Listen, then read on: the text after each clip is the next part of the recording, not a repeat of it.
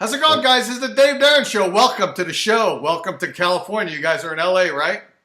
Yes. Yeah. Thank you for having us. Absolutely, absolutely. So what's going on? I was introduced to you guys from Beatrice with Hyper Media. She's a cool chick. She introduced me to you guys, told me you're in LA. I wish I could be out there in LA with you guys, but where'd you come in from? Where were you before you got to LA? There was corn everywhere. I mean, I can't even describe to you what it was like. Just seeing corn, and nothing but corn. It was like a corn-topia. I just flew in from Brazil myself.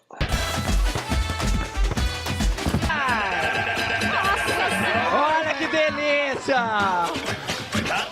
Do you know the Dave Darren Show? Hot enough to boil a monkey's bum! Most people say, who the fuck is Dave Darren? Like Disneyland, I'm the happiest fucking guy on earth. Who the fuck is Dave Darren? Who the fuck is Dave Darren? Are you a poofed up? He used to be on terrestrial radio, but he got fired. It's over. Don't you think it's over? I'll spin.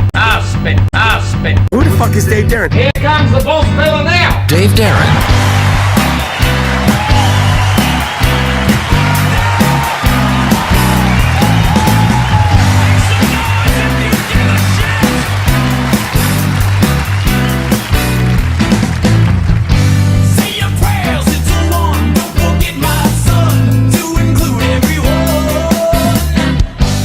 Yeah, I've been here the whole time. I don't have that kind of luxurious lifestyle. Oh, so are you an LA guy? I'm originally. Oh, okay. He's from New Zealand originally, and he moved to LA, 4 years ago? A little over 3. Wow. A little over 3 years ago. How you liking it? How you liking it over there? Yeah, I really do. I really do. Surprisingly so, because I don't like heat. But I'm dealing with the heat here enough.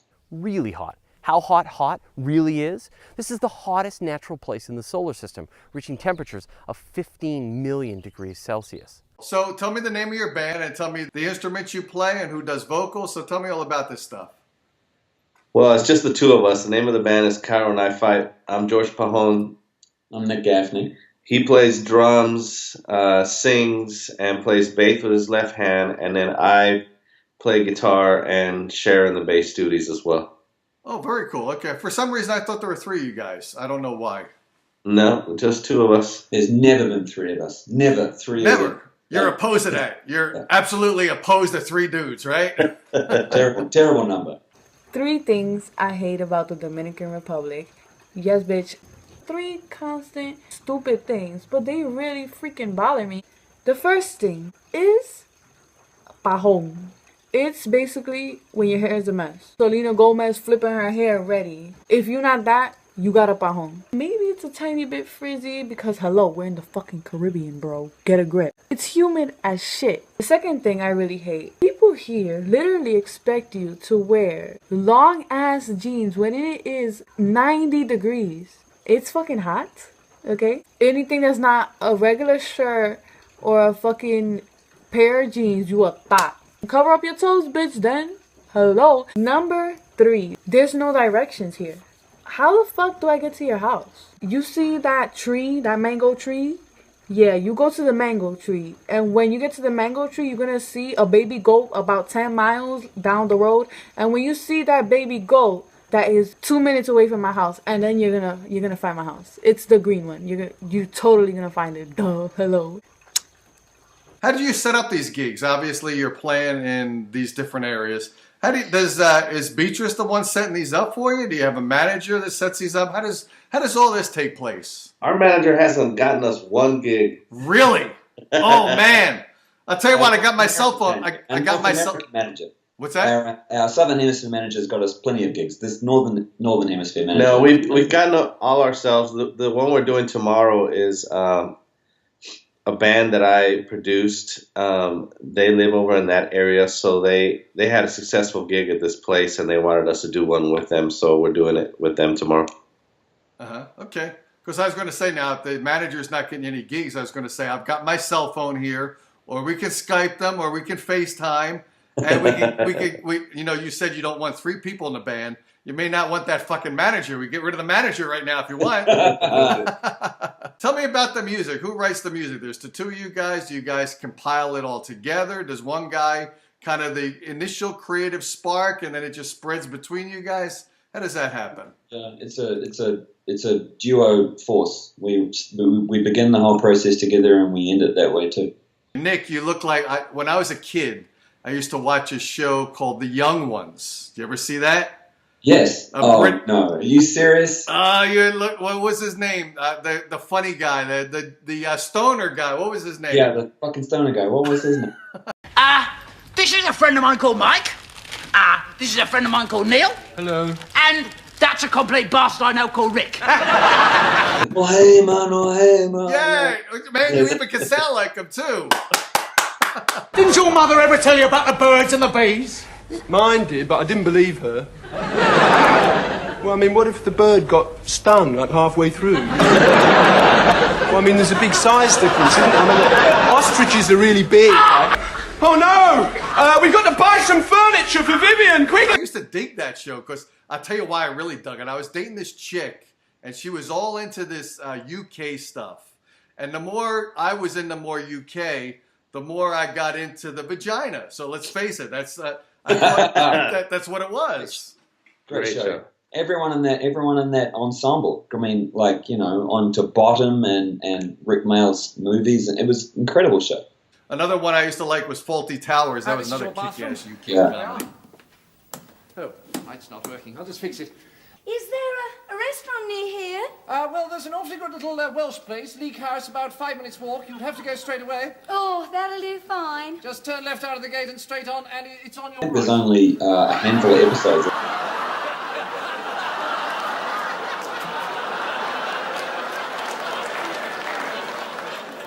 You left this downstairs. Sorry, I was trying the switch. I'm sorry. Sybil, I'm sorry. I didn't know she was there. I was trying the switch. It's pathetic, Basil. No, look, Sybil, I was reaching round for the switch. Don't bother. Look, the lights weren't working in the bathroom, right? Okay, so I went in, checked the fitting, which was loose. I've read about it, Basil. The male menopause, it's called. Oh, and one word of advice. If you're going to grope a girl, have the gallantry to stay in the room with her while you're doing it. Tell me what's going on beyond the gig that you're doing in LA. Are you like touring the country? Do you guys really tour the US all over, or what do you do?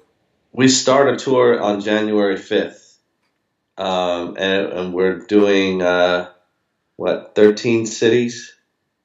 Are they all cities? I don't know. I don't know the names of these places. They're 13 gigs. Is Boise a city? Yes, it's a state. Now, it's funny, Nick was so hesitant to have 3 guys in a band, yet he's not superstitious with that number 13. No. I like the number 13.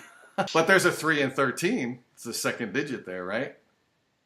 Yeah, but it's not operating as a 13, as a 3. It's operating as a digit of 13. Where's all the money? I gave him $28. What do you mean $28? That's all the guys got coming. Wait a minute, it's $13 a week. Yeah. I give you 7 times 13. You didn't get that money? All I got is $28. Well, that's right. 7 times 13 is 28. Come here. Prove it. Okay. Now, let me see. There were 7 weeks, and it was 28, right? Now, 7 into 28. You claim that 7 into 28 goes 13 times? That's right. Prove it. 7 into 2. 7 into 2. 7 will not go into 2. No, certainly not. That's a cute little 2, ain't it? I'm gonna put that little 2 right there. Don't forget about that little 2. All right, go now, ahead. 7 into 8. Once. Now, I'm gonna carry the 7 because it's getting heavy. I'm gonna put it right there. Now, 7 from 8. 1. A minute ago, I had some argument about a little 2. This little 2 down here. Do you mind if I use it now? Go ahead, please. Thank you. So I'm going to put that little 2 right there. So. 7 into 21. 3 times. 3 times. 7 into 28. 13 times. When you're writing your music, are there any like certain frames of mind where you think that you cannot write and you wouldn't even attempt to write? I don't mean superstition-wise, but since you seem to be like a thought process type of guy, when you're in a frame of mind, you wake up in the morning and just say, fuck, I don't think I'm going to be able to write today, so fuck it. I'm going to go out and do other shit. Forget about writing music. I'm not in the frame of mind. I can't do it. Why even attempt it? I'm definitely not one of those guys. Me either. I believe in, you put the hours in, you do it, and you go do something else. Because there's been plenty of times when I've even just practicing my instrument or writing, when you begin the whole process and you think nothing's going to happen, and then 4 or 5 hours later you're salivating over what you've just created. You're thinking, this is one of the best things I've ever done. It's like it's a mysterious process. I never write lyrics until I've got music, so we begin with music, and I write. I've got things in my head, themes that I'm thinking about, working on, whatever, but you pick the piece of music that we've kind of worked on to fit what intentions you might have lyrically. It always starts with music with me. I'm not one of those guys who writes a full-length set of lyrics like some people do. I find that amazing, that someone can write a full set of lyrics and then put music to that. Yeah. That's some sort of alchemy or sorcery for me. I take a piece of music and I fit what I'm thinking about into that, which is great for us as a band. We come up with riffs, themes, musical ideas, and then it's easy for me just to find something to sing over it. I get inspired for many different things. A conversation can inspire me, a movie, a song I heard. It all depends. I mean, on the last record, at 4 o'clock in the morning, I had a really detailed dream, and I came here and turned up my stuff and pressed record, and that's the beginning of the album. That's just what came out. And it just depends on what's going on with me. Cool. Okay. I'll tell you what. Let's play a piece of music. One right now that we're going to start off with, and have the other two ready. I think starting with 6 is good. Yeah.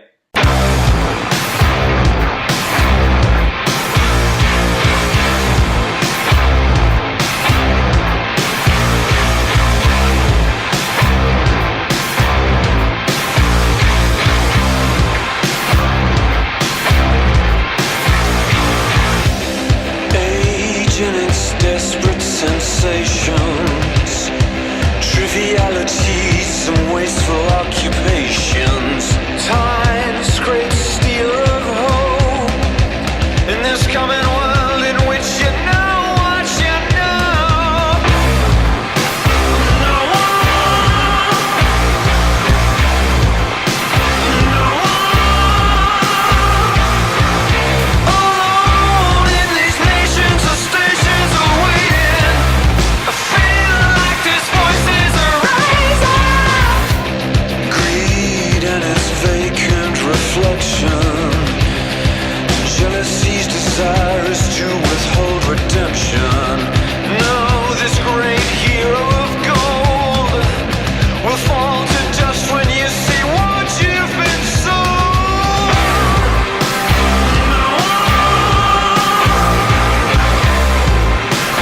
No in these nations or stations of waiting, I feel like these voices are rising.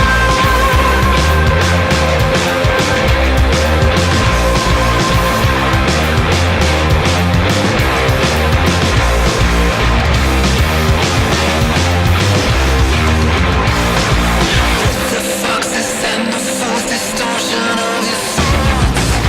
The sparkle on your shoes makes good on all your wasted style. No longer in the game.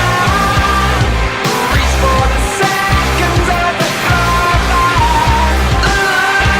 In these nations or stations of waiting, I feel like these voices are rising.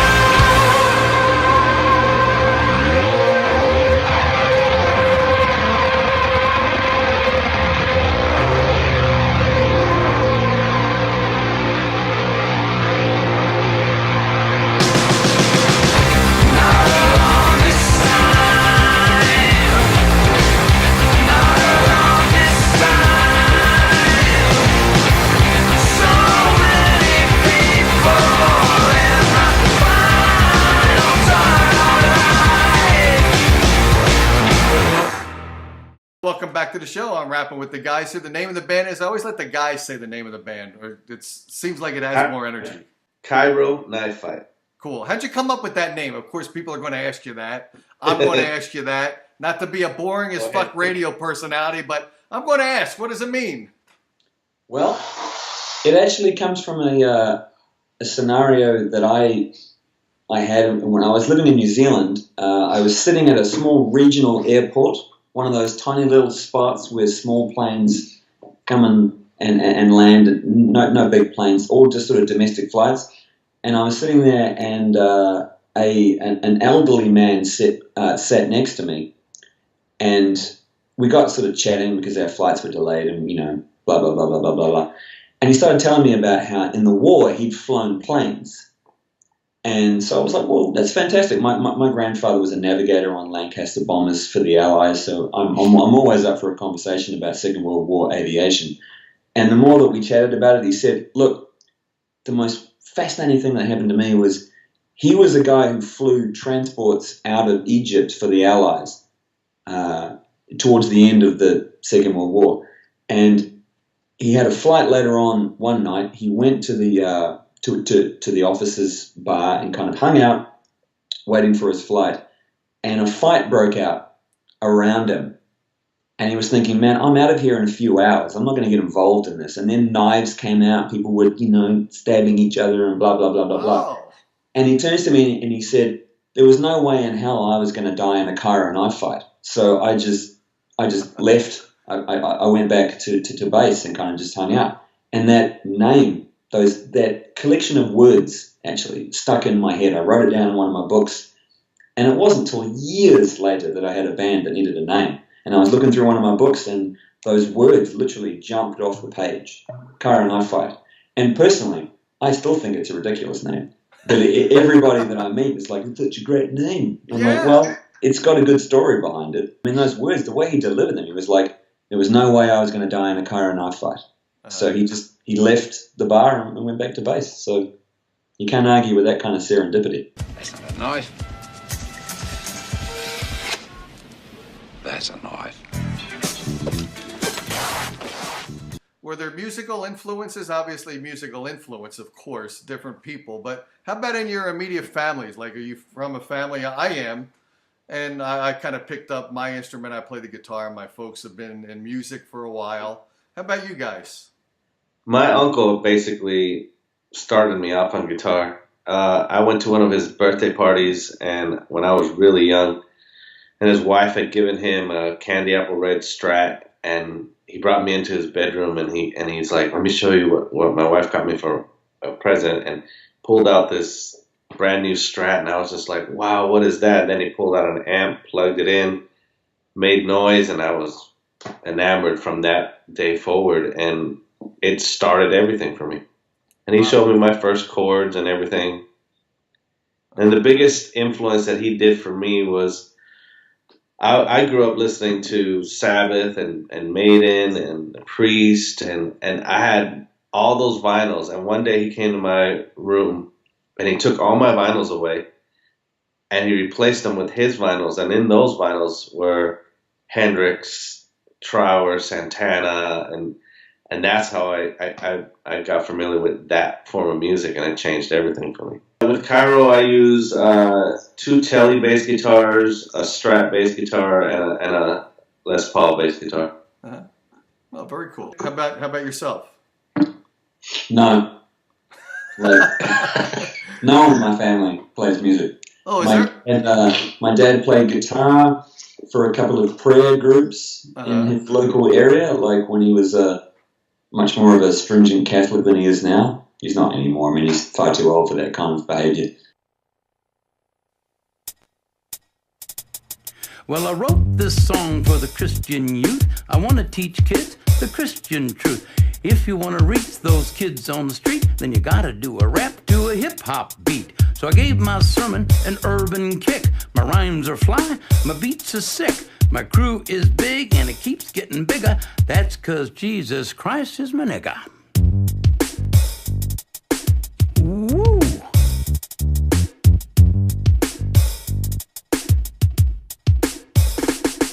He's a life changer, miracle arranger, born to the virgin mom in a manger. Water to wine, he's a drink exchanger, and he died for your sins.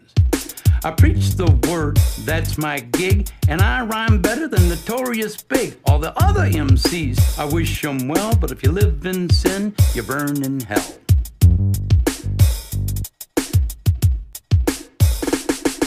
I'ma pass the mic to my lovely wife. She's a fly MC and the light of my life. So to bust a rhyme without further ado, take it away, Mary Sue. Jesus Christ is my nigga. He's the son of the original G. And he was sent to Earth to elucidate the way that we should be. What? Like if another MC says you're a freak, you're a lame butt rapper and your rhymes are weak. I don't get mad and I don't critique. I forgive him and turn the other cheek. I don't blaspheme and I don't brag. I don't cuss and my pants don't sag. I do exude a little Christian swag and I'm proud to be an American. Jesus Christ is a nigga. Let his light shine through ya. Let his love pop a cap in your butt and say hallelujah. Jesus Christ is a nigga. He's a homie MC, JC, you see. He's an honest, caring, peace-loving nigga like me. If you do drugs and you think you're cool, you need to come to Sunday school. Put those drugs in a garbage can. Stand up tall, you're a Christian man. Word up. I'm freestyling. Hit me.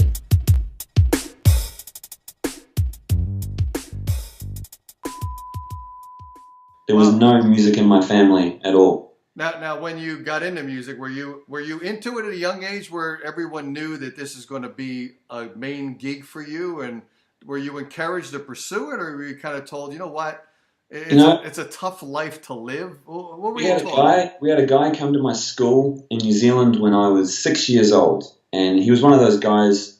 You know how I think probably every small town, because I come from a city in New Zealand, but it's small. It's like 350,000 people, and to a small little school, and a guy came to do a workshop where he played all the instruments, and then he would teach all the instruments. It was like a workshop for him to try to encourage students to get lessons, and he played the theme from the Blues Brothers on piano, and then he played some drums for a while, then he played guitar for a while, and he couldn't play anything at all. But in my mind, at 6 years old, he was literally the greatest musician on earth.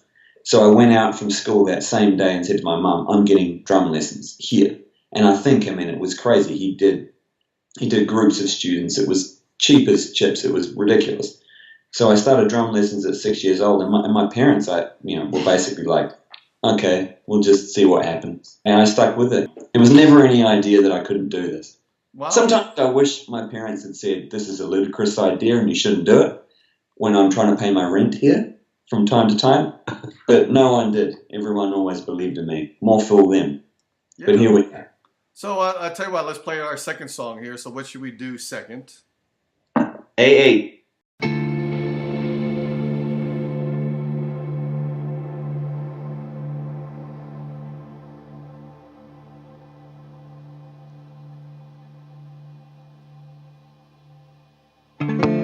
I'd do anything to hold those thoughts within the carousels of melody and seasons of meaning that you live so effortlessly. I hope you're in the promised land.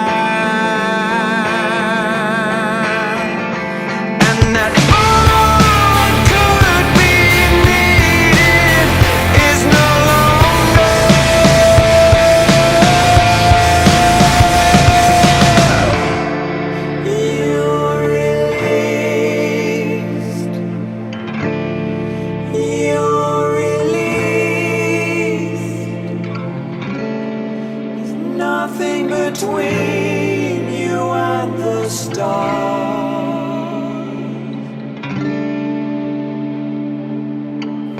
yes, the hardest is the silence, the undivided blindness, and all it demands. There's no telling who commands you when you feel it's surging violence in your heart. I hope you're in a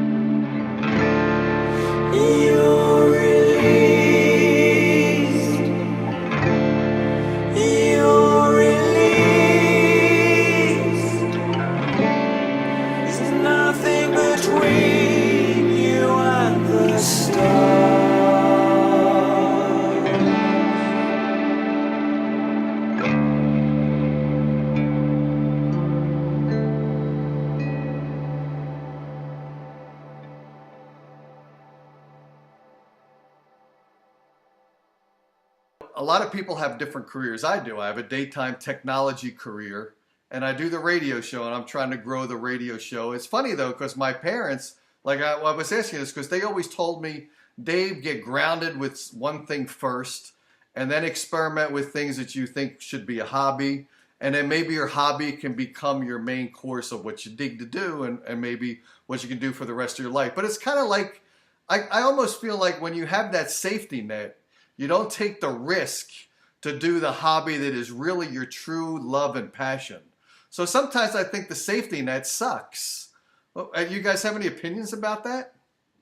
Can never have two masters. I always, there was this silly where I got this from, but there was a Ralph Macchio movie called Crossroads.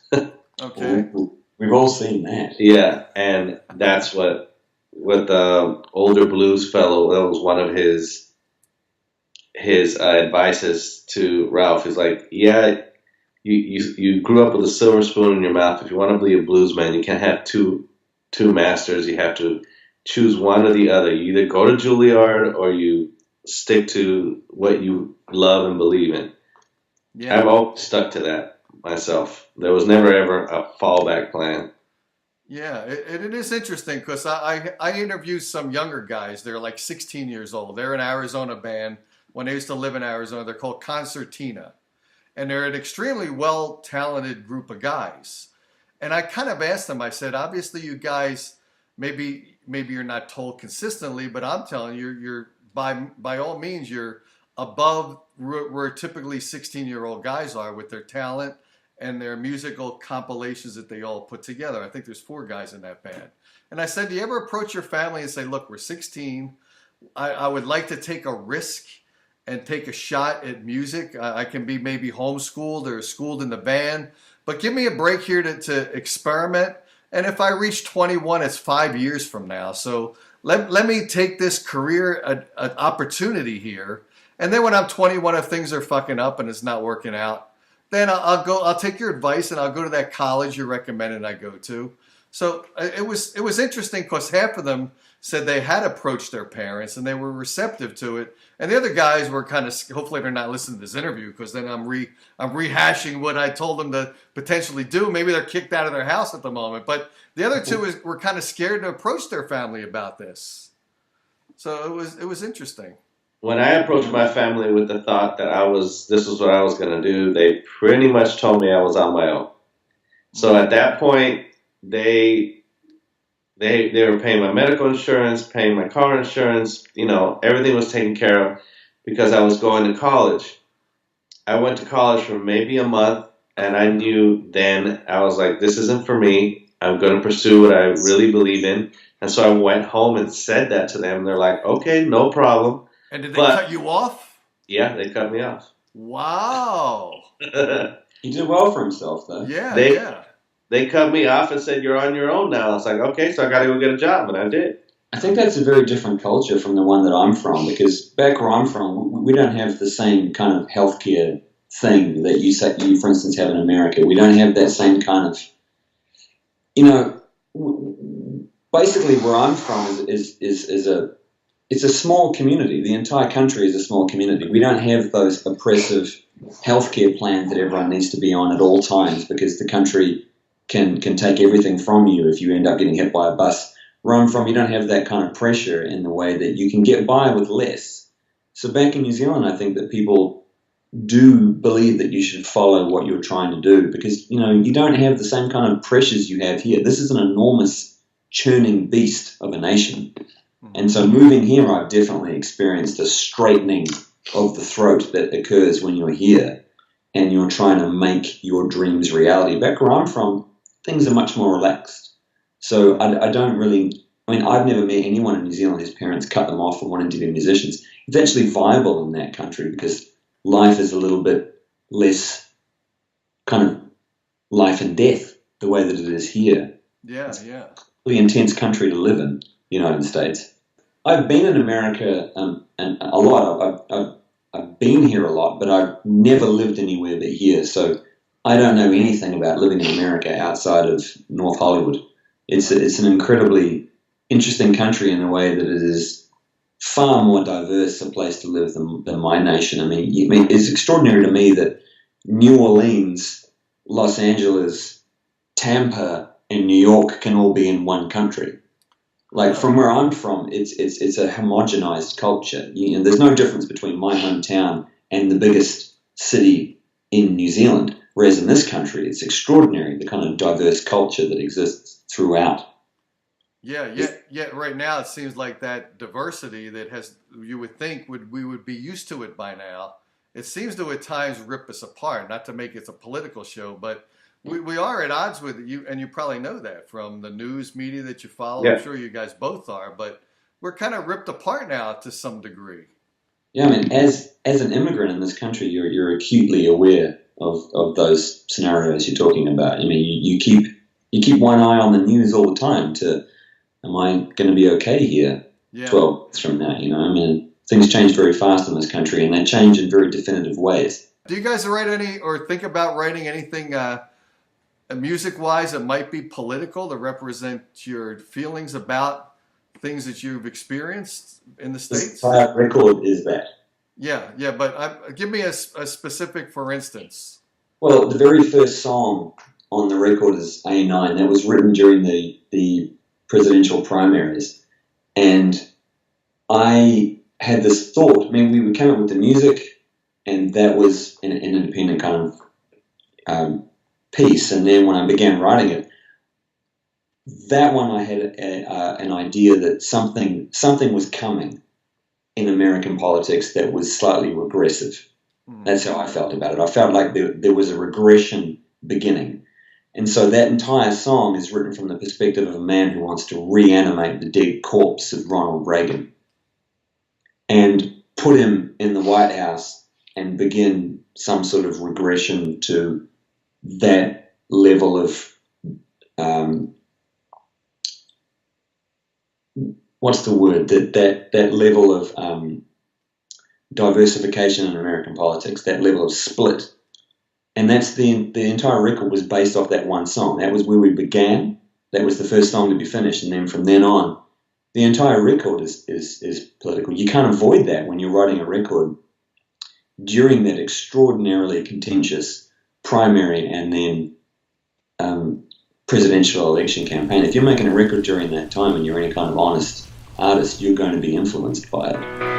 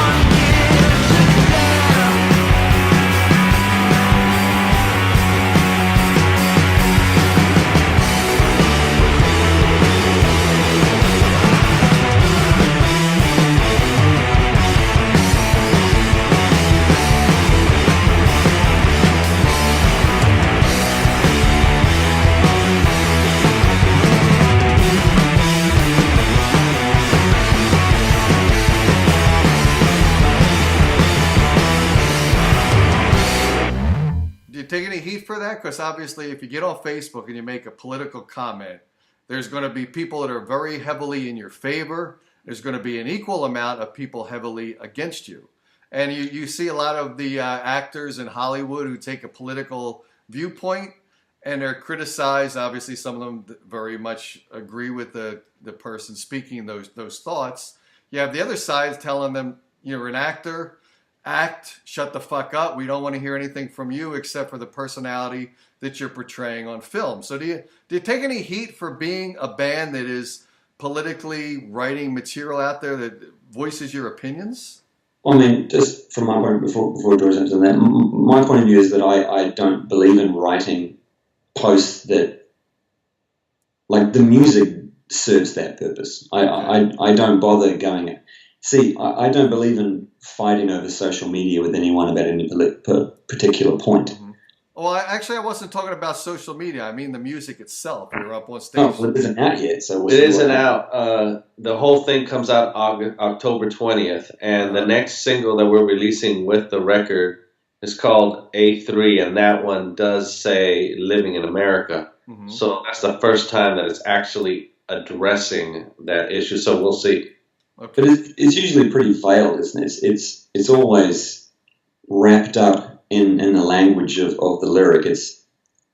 I'm certainly by no stretch of the imagination Zach De La Roche or anything like that. That's not my kind of in your face, fuck you, this is what I think. That's not the kind of way that I write anything. So to be honest, I'd imagine that most people wouldn't even know I was talking about that, which is possibly not such a great thing, but I'm definitely not someone who sticks his foot in someone's face about what I'm thinking.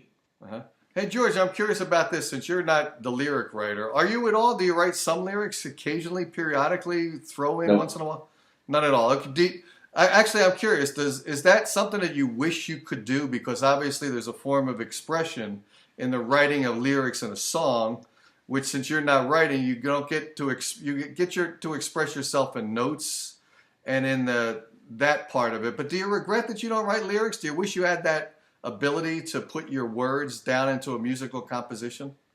In this particular band, no, not at all. And I've never had any inclination or desire to write lyrics. But when I was just being a writer for other people, yeah, I would say that all the time. Like, Jesus Christ, if I could only write a lyric, I'd own 50% of this song. No arguments. So, but I've never had any desire or inclination to do it.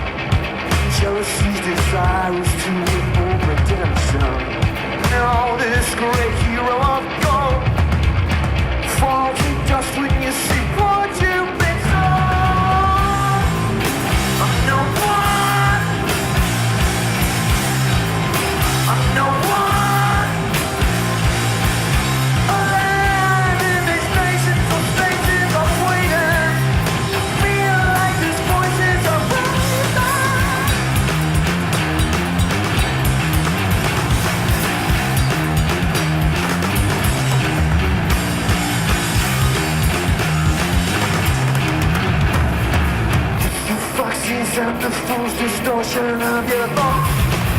The sparkle on your shoes makes good on all your wasted go. I'm no longer in the game. Reach for the seconds that they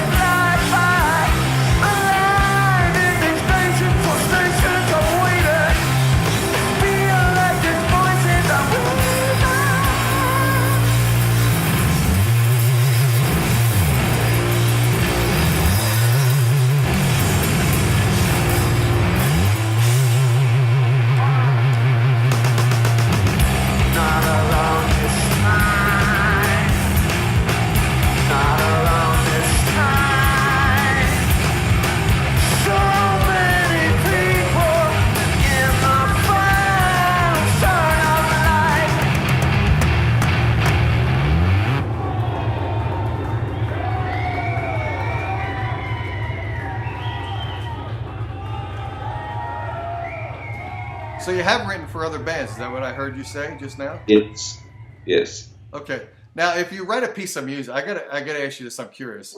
If I wrote a piece of music and I spent my time, my love, my heart, my whole being into a piece of music, and if I knew that it was one that, man, I'm writing it for this band, I wish I didn't have to turn it over to them because, man, shit, this is like the fucking best song I ever wrote.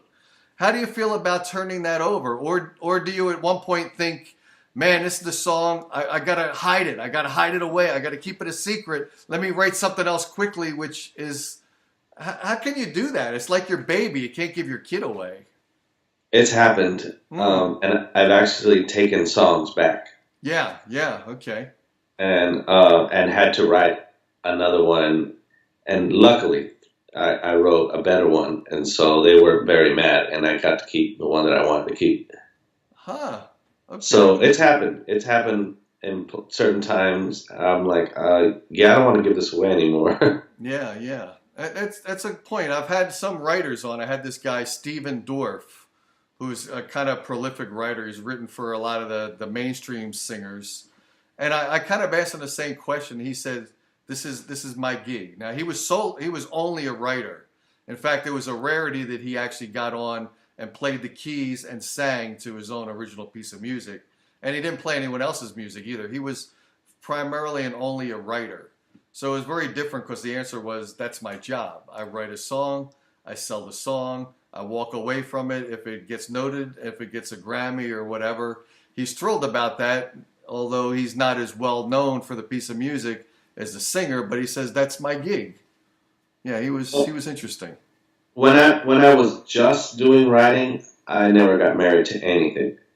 It was after I stopped doing that and I was being more of an artist that people would fall in love with certain songs and we would write together certain pieces of music that were intended for me and they would beg me for it and I'd take that one back and we'd start another one. But when I was just a writer for EMI, I didn't give two shits about what I was doing. I'd walk in there and I just wanted to, how quickly can I get to the exit side? I didn't fall in love with anything that I did. Wow. I never even got copies of the music. It was just a job. Yeah, but it's so personal. Still your personal touches in that. I'm surprised, but maybe I'm not. I don't know. Yeah, because it's so personal. Music is so personal. It depends. I mean, when I do it in this form, yes, it's 100% personal. And when I'm doing it in a form of music that I don't care about, it's not at all personal for me. It's just math. It's just let me get from A to B as quickly as possible, and you're providing a service. Yeah, I provide a service, and I'm not thinking about any emotions at all. Because it's a hell of a skill to provide a service in that way. Could you guys write with a great deal of pressure? Suppose a movie company came to you guys and said, look, we had a song, we were working with this band, they kind of dropped out, whatever the reasons were, whether it's legal precedents or whatever the case may be, and they say, we've got to get it, we got to get the movie moving along, we got to finish it, we got a deadline.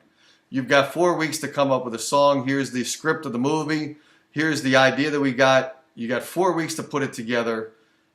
Could you do it? Is 4 weeks extremely reasonable? Or if they put more of a pressure and said, we need something with a week and a half, could you do it? Can you work under great deals of pressure to write music? No problem. We did this album that you're listening to. We did it in 8 days. Huh. A song a day. Because that was under great pressure. We didn't have any more money. So we had to finish the album within those 8 days because that's all the money we had. Son of a gun. Wow. Is that now, if you had to do it, if you had an enormous amount of money, would you guys have really focused on, in other words, do you write better when the pressure's on do you get a better piece of music that way? Because then you're really focused on the work ethic. We don't know. Yeah, we've never had money to write music. I think if we had a budget, I'd approach it a little differently. Like we do more pre-production in a smaller place that we would set up and record ideas and develop them, and then go to the big place and put them down with having 40 or 50 ideas ready to go. I'd say that's with a luxury of money and access of whatever we wanted, that's what we would do. But, most probably what's going to happen again is the same thing that happened last time, which maybe this time we'll get 16 days. We don't know. I mean, that's something that we're going to start. We're already starting to talk about it, but I think we're going to start realistically before the end of the year, we're going to start writing the second record.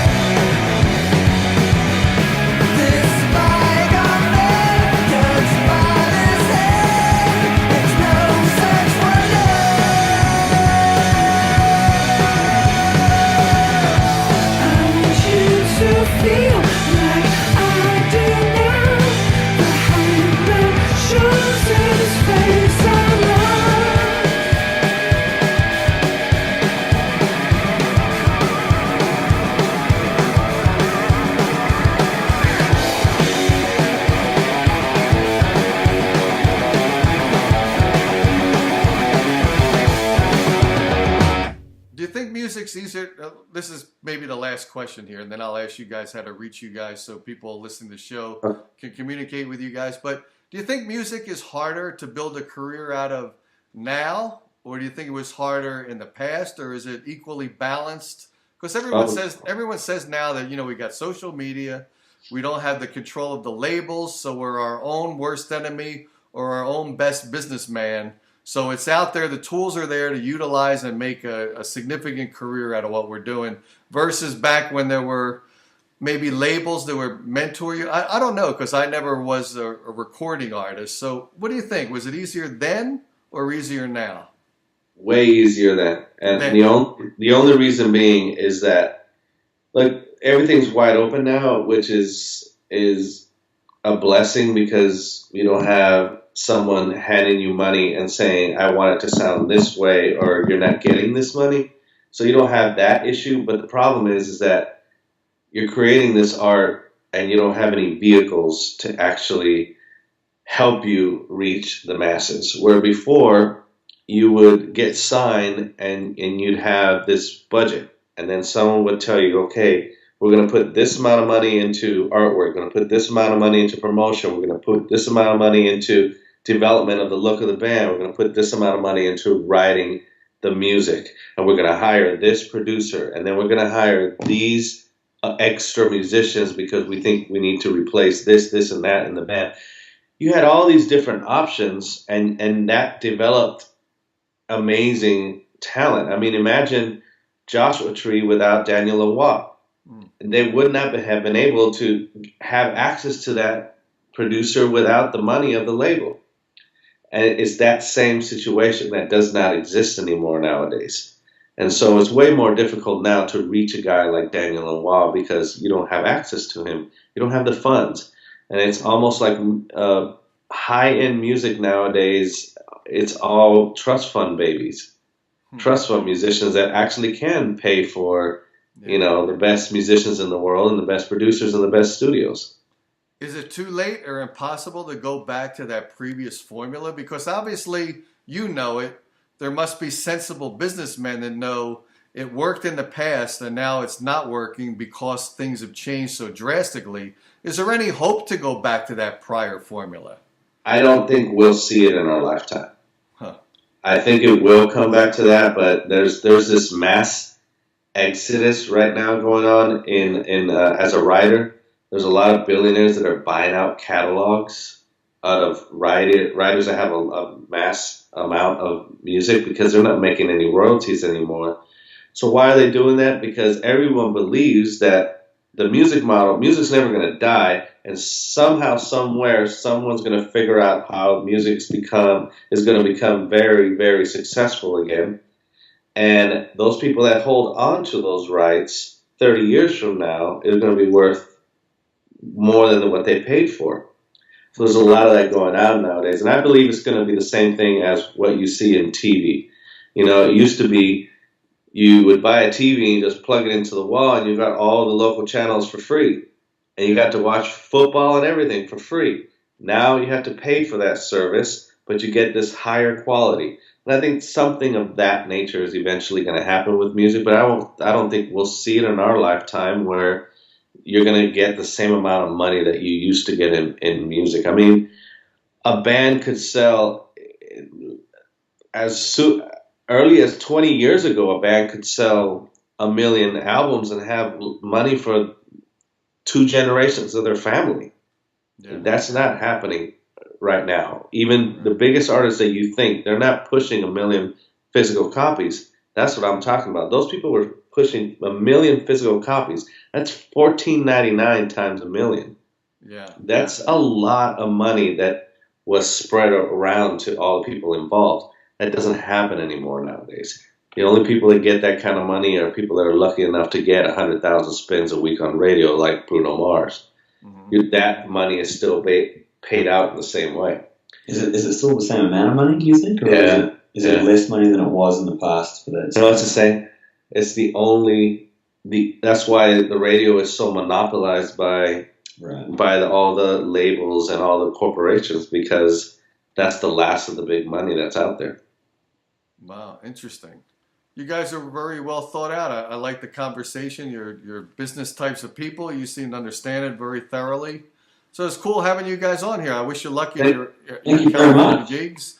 And tell us how to connect with you guys, engage with you guys. Are you more responsive on Twitter, Facebook, a website? How do people follow you and figure it out more?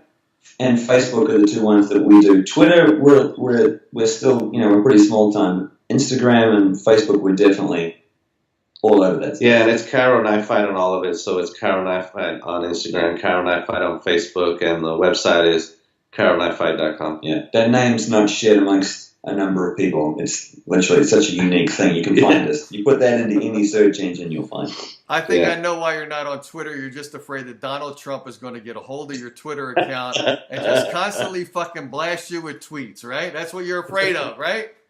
Well, we are on Twitter, and we await that challenge. All right, guys. What can we take the show out with? Do you have a final track we can spin here? Violence of Action. Okay. Cool. You guys were tremendous. Thanks a lot for being on the show. All right. Enjoy your gig. And when you have some more material out there, hook up with Beatrice and tell her, look, we had a kick-ass gig with Dave Darren. Hopefully you did. If you didn't, then lie to me and tell me that you had a good time. And then try to come back on the show again. I'd love to have you guys on again. Love to. Okay. Thank you.